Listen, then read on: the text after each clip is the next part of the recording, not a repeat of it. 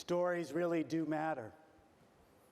You know it when you watch the reaction of those little black girls seeing themselves in Ariel's face. They erupt with pride, joy, and hope. They see possibility which floods them with confidence that the world includes them and that they too can realize their dreams. Their lives may be transformed simply because Disney had the courage and commitment to color their heroine with brown pencil rather than white.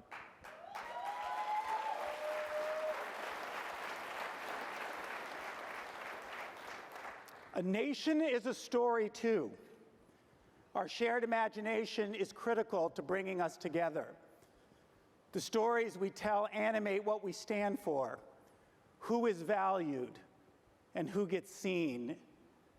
Our stories confer status that we all yearn to have, and they can also humiliate and degrade people, leaving them hurt and angry. Sometimes they even resort to violence just to recapture a sense of worth, meaning, and belonging.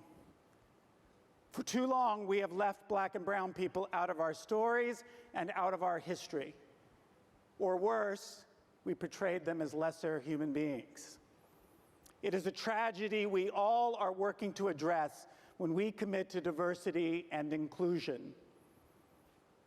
As I look at the metaphorical big screen of our nation, I see a polarized country of people telling divergent stories, tightly woven around their own race or their own ideology, stories that demonize the other.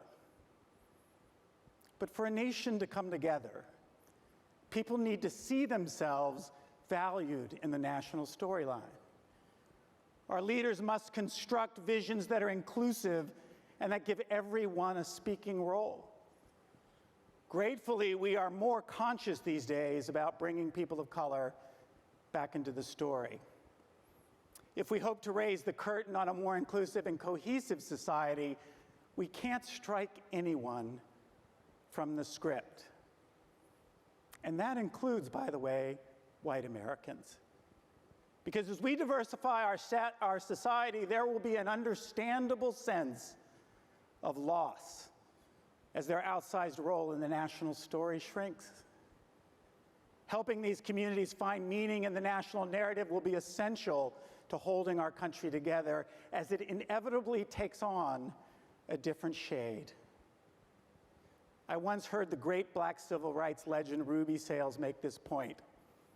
She actually named and acknowledged a spiritual crisis even in white America, saying, "I don't hear us," speaking to the 45-year-old person in Appalachia who is dying at a young age, who feels they've been eradicated because whiteness is smaller today than it was yesterday.